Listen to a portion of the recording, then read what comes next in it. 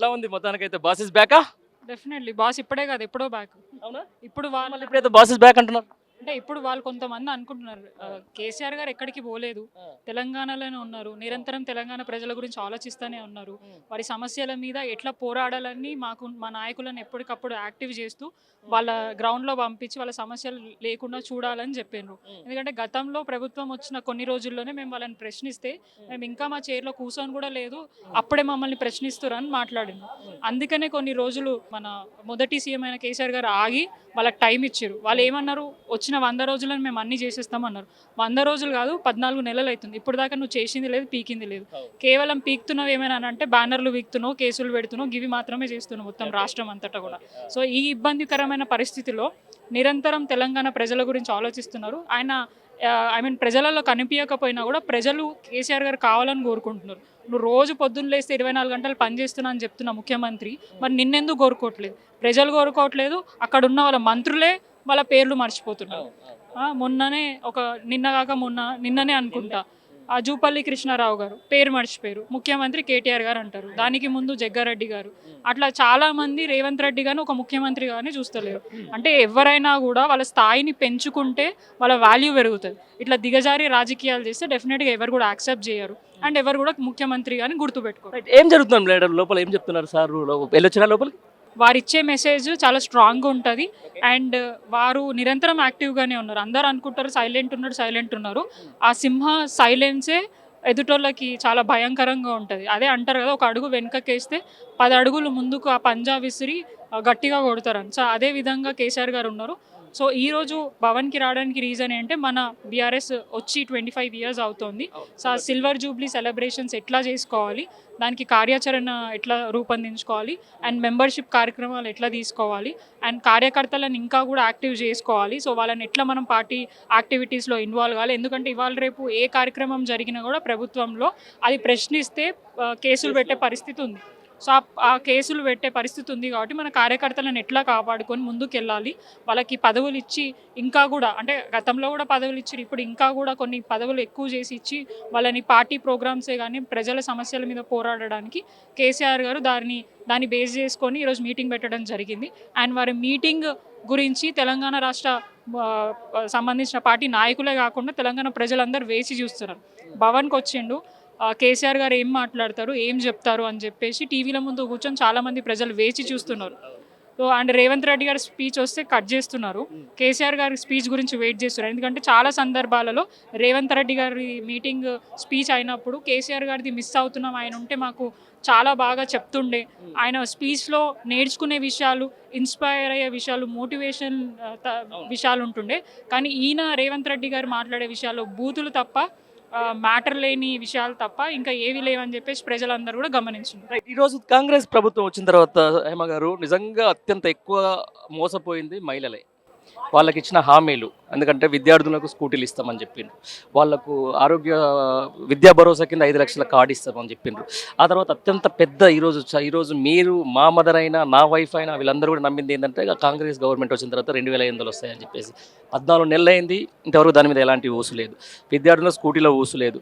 కనీసం మహిళలకు సంబంధించిన దాని మీద ఎక్కడ కూడా కనీసం ఆ పార్టీలో ఉన్నటువంటి మహిళలకు కూడా ఈరోజు పదవులు రావట్లేదు అని చెప్పేసి నన్ను పిలిచి ఒక మహిళా కాంగ్రెస్ నాయకురాలు నాకు ఇంటర్వ్యూ ఇచ్చిన సందర్భాన్ని చూస్తా ఉన్నాం. నిజంగా ఎందుకు ఇంత ఒక విధంగా వాళ్ళకు ఫేవర్ చేద్దామని పెట్టిన మహిళా బస్సులో కూడా వాళ్ళకు కొట్లాడుకొని ఈరోజు జుట్లు పట్టుకోవాల్సిన పరిస్థితి తీసుకొచ్చింది. దీన్ని ఎట్లా చూస్తారు? అంటే ఇప్పుడు తెలంగాణ ఆర్థిక పరిస్థితి ఎట్లుందా ఏంటిది అనేది కాంగ్రెస్ పార్టీ నాయకులకు తెలుసు. సో అమలు కాని హామీలు ఇచ్చి తెలంగాణ ప్రజలని మోసం చేసి, కేవలం మహిళలే కాదు అన్ని వర్గాల వాళ్ళని మోసం చేశారు. ఇప్పుడేమో అధికారం వచ్చిన తర్వాత బీఆర్ఎస్ పార్టీ అప్పుల పాలు చేసింది, ఆ అప్పులకి మేము వడ్డీలు కట్టుకోవడానికే మాకు సరిపోతలేదు అని అంటున్నారు. మరి గతంలో కేసీఆర్ గారు ఉన్నప్పుడు అన్ని హామీలు ఎట్లా నెరవేర్చగలిగింది? చెప్పలేనివి, మేనిఫెస్టోలో పెట్టలేనివి కూడా ఆయన నెరవేర్చిండు, ఆయన ఇంప్లిమెంట్ చేయగలిగిండు. కానీ నీకెందుకు చేతనైతలేదు? మహిళలని మహారాణులు చేస్తా అన్నావు, కోటీశ్వరులను చేస్తా అన్నావు, కోటి కాదు కదా, వాళ్ళ దగ్గర ఏమంటారు కష్టపడి సంపాదించుకున్న ఆస్తులను గుంజుకుంటున్నావు, వాళ్ళని రోడ్డు పాలు చేస్తున్నావు. మహిళలు ఇష్టం వచ్చినట్టు నిన్ను తిడుతున్నారు, నిన్ను ఆదరిస్తలేరు అని అంటే నీ పరిపాలన విధానం అట్లుంది. స్కూటీలు ఇస్తాను, ఇప్పుడున్న మహిళలు అంటే లేడీస్ అందరూ కాలేజ్లలో కానివ్వండి, విద్యార్థులు అందరూ కానీ అడుగుతున్నారు, అక్క మాకు స్కూటీ లేవు, మాకు ఫ్రీ బుక్స్ ఇస్తా అన్నారు, ఇప్పటిదాకా ఇవ్వలేదు. విద్యా భరోసా అన్నారు, స్కాలర్షిప్ అన్నారు. అంటే ఇదంతా ఎడ్యుకేషన్ బేస్. మహిళలకి, కింది స్థాయి మహిళలకి 2500 తులం బంగారం, పెన్షన్లు పెంచుతా అని చెప్పేసి. అయితే ఇప్పుడు బాధపడుతున్నారు మహిళలందరూ. మేమేదో రూపాయికి 2 రూపాయలకి ఆశపడి ఈ దరిద్రుడిని తెచ్చుకుంటే ఈయననేమో ఇట్లా చేస్తున్నాడు.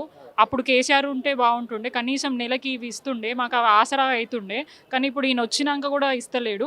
ఇయ్యకపోగా ఊహా అని అంటే ఈయన పని తీరు అంటే ఏమంటారు, అడ్మినిస్ట్రేషన్ మేనేజ్ చేసి చేతగాక అంటే మన కేసీఆర్ గారిని, బీఆర్ఎస్ పార్టీని దుమ్మెత్తి పోస్తున్నాడు. సో ఇది క్లియర్గా అర్థమవుతుంది. చేసే చేతనైతే డెఫినెట్గా చేస్తాడు. ఇప్పుడు గతంలో ఏమంటారు, ఆస్తులు పెంచినాం, అప్పులు కూడా అయినాయి. ఏ రాష్ట్రంలో అయినా కూడా ఉంటాయి అప్పులు. కేవలం తెలంగాణ కొత్తగా ఏర్పాటయ్యి దాన్ని అన్ని విధాలుగా సమకూర్చుకొని అన్ని వర్గాల ప్రజలని సంతోషపెడుతూ అందరికీ మంచి చేసిండు. అప్పులు చేసి ఉండొచ్చు, కానీ అప్పులు తీర్చే విధంగా కూడా కేసీఆర్ గారు ముందుకు పోయినరు. కానీ నీకు అప్పులు తీసే చేత అయితే లేదు, రెవెన్యూ జనరేట్ చేసే చేతనైతే లేదు. రెవెన్యూ జనరేట్ అవుతుంది అని అంటే అది కేవలం రేవంత్ రెడ్డి గారి కుటుంబంలోనే, రేవంత్ రెడ్డి గారి ఫ్యామిలీయే బాగుపడుతుంది. కానీ తెలంగాణ ప్రజలు, మహిళలు ఎక్కడ కూడా బాగుపడతలేరు. అవునా? మా బతుకమ్మ కూడా దగ్గర 4 నీళ్లు పడ్డాయి. మీ సీతాఫలం మండలం పడుతున్నాయా? ఎక్కడ చూసినా కూడా నీళ్ళు ఉన్నాయి. అందరు ఈదుకుంటా పోతారు. ఎందుకంటే ఆయన అప్పుడు అన్నాడు కదా, హైదరాబాద్లో సముద్రం ఉంది, చాలా నీళ్ళు ఉన్నాయని చెప్పి ఆయన మాట్లాడుతున్నాడు. నిజంగా ఒక ముఖ్యమంత్రి ఉండి అవగాహన లేకుండా మాట్లాడడం అనేది కరెక్ట్ కాదు. అంతదాకెందుకు, నిన్నగాక మొన్ననే ఒక బ్యూరోక్రాట్స్ మీటింగ్లో అధికారులందరూ కూడా ఏసీ రూమ్లలో కూర్చుంటున్నారు. ఇదేంది పైసలకు ఆశపడి సెటిల్మెంట్లు చేస్తున్నాడు. మరి నువ్వు ఉన్నావు ఎందుకు, ఏం పీకడానికి ఉన్నావు? అధికారులను పని చేపియాలి కదా. నీ పనితీరు అట్లుంది కాబట్టి. గతంలో ఎప్పుడు ఇట్లా జరగలేము. అది మా నాయకుడు పని చేసిండు, పని చేపించిండు. నిరంతరం ప్రజలకి ఆసరగా ఉండడానికి వాళ్ళకి ఇంకేం చేయాలో అనేది నిరంతరం మీటింగ్లు పెట్టి వాళ్ళతోని సలహాలు తీసుకున్నారు. ఇప్పుడు ఆయన ఏం చెప్తున్నారు, తప్పు చేయండి, ఇంకా 2-3 తప్పులు చేస్తాం, ఏం కాదు అని చెప్పి మాట్లాడుతున్నారు ఆఫీసర్స్ అని అంటున్నారు. అంటే నీ ఆలోచన విధానము, నీ పరిపాలన విధానం అట్లుంది కాబట్టి కిందున్న అధికారులు అట్లున్నారు. నువ్వే చక్కగా ఉండి, నువ్వే సరిగా మాట్లాడి వాళ్ళతో పని చేయించుకుంటే ఈ పరిస్థితి వచ్చే కాదు. నువ్వు గవర్నమెంట్లో ఉండి నీ దగ్గర పనిచేసే అధికారుల మీద ఇట్లా మాట్లాడడం కరెక్ట్ కాదు. బ్యూరోక్రాట్స్ ఇప్పటికైనా తెలుసుకోవాలా, ఒక పార్టీ నాయకుల్లాగా పనిచేయకండి, ప్రజలకి మంచి చేసే విధంగా పనిచేస్తే కనీసం మీకు గౌరవమైన దక్కుతుంది. ఇప్పుడు రీసెంట్గా చూసుకోవచ్చు, సిరిసిల్లాలో ఒక వ్యక్తి ఒక స్టాల్ పెట్టుకున్నాడు. కేవలం కేటీఆర్ గారి మీద అభిమానంతో నా అన్న పేరుతో నేను స్టాల్ పెట్టుకున్నా అని ఆయన పొట్టగొట్టింది. అక్కడ మిగతా స్టాల్స్ ఉన్నా కూడా అవన్నీ వదిలేసి ఒక కలెక్టర్ వారి మీద పొలిటికల్ రివెంజ్ తీసుకోవడం అనేది కరెక్ట్ కాదు. సో ఇట్లా పనిచేస్తే ఆ వాల్యూ అనేది అందరు ఐఏఎస్ ఆఫీసర్లకు పోతుంది. మీరు ప్రజల పక్షాన మీకు ఏదైతే రాజ్యాంగం మీకు కల్పించిన హక్కు, మీరు చదువుకున్న చదువుకి మీరు న్యాయం చేస్తేనే మీకు అనేది ఆ గౌరవం దొరుకుతుంది. ముఖ్యమంత్రి మిమ్మల్ని తిడుతున్నారని అంటే ఏ స్థాయికి పడిపోయింది అడ్మినిస్ట్రేషన్ అనేది తెలుసుకోవాలి. సో అది పరిస్థితి.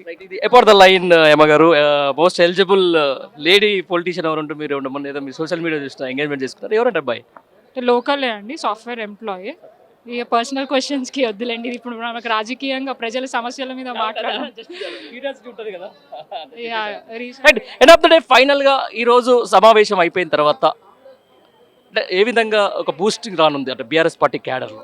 ఆల్రెడీ చాలా బూస్టింగ్తోనే పనిచేస్తున్నారు. మొన్న మీరు చూసుకోవచ్చు, అంటే రీసెంట్గా మీరు చూసుకోవచ్చు, కేసీఆర్ గారు బర్త్డే అయింది 2 days బ్యాక్. గతంలో మేము కేసీఆర్ గారు పుట్టినరోజు అని అంటే ఒక ముఖ్యమంత్రిగా, తెలంగాణ తెచ్చిన బాపుగా మేము సెలబ్రేట్ చేసుకున్నాం. అంటే ఒక పార్టీ నాయకులే సెలబ్రేట్ చేసుకునే పరిస్థితి అప్పట్లో ఉండే. కానీ ఇప్పుడు తెలంగాణ ప్రజలందరూ నలుమూలల ప్రతి ఒక్కరు కేసీఆర్ గారు మంచిగా ఉండాలా, రేపటి రోజున మాకేమైనా చెడు జరిగినా మంచి జరిగినా మాకు అండగా ఉండేది కేసీఆర్ గారే. వారు ఆరోగ్యంగా ఉండి ఇంకా కూడా యాక్టివ్గా ఉంటే మాకు మంచి చేస్తారని ప్రజలందరూ కూడా భావిస్తూ మొన్న వారి సెలబ్రేషన్స్ ఘనంగా జరుపుకోవడం జరిగింది.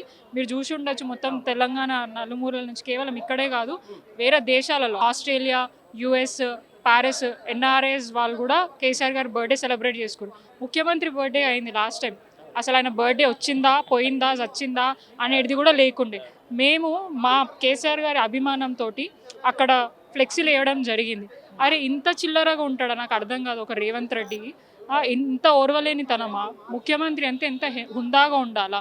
ఒకవేళ ఎవరైనా బ్యానర్లు వేస్తే ఇంకా 10 రోజులు ఉంచే విధంగా ఉండాలి. అంటే నాకు ఏది జరిగినా కూడా నాకు ఫరక్ పడదు అని మొన్న మాట్లాడిండు కదా, అదే ఫరక్ పడేటట్టు ఉండాలి. నువ్వు ఎందుకు అధికారులకు ఇన్స్ట్రక్షన్స్ ఇస్తావు, బ్యానర్లు జింపమంటావు? పక్కన బీజేపీ ఉంటుంది, కాంగ్రెస్ ఉంటుంది, వాళ్ళ టచ్ చేయవు కానీ బీఆర్ఎస్ది మాటలమే టచ్ చేస్తావు. ఇంత చిల్లర రాజకీయం చేస్తే నీ హుందాతనం పెరగదు, పడిపోతుంది. అందుకని ఇంకా కూడా ప్రజలు నిన్ను ముఖ్యమంత్రిగా భావిస్తలేరు, వాళ్ళు గుర్తిస్తలేరు. కొద్దో గొప్ప మంచి పనులు చేస్తే రేపటి రోజున నీ పదవి కాలం అయిపోయినా గతంలో ఎవరుండే ముఖ్యమంత్రి అనేది చెప్పుకోవడానికైనా నీ పేరు అనేది తీస్తారు. లేదంటే ఇట్లాంటి ముఖ్యమంత్రినా మేము తెచ్చుకున్నామని చీగొట్టే పరిస్థితి వస్తుంది. థ్యాంక్ యూ హేమ గారు, థ్యాంక్ యూ.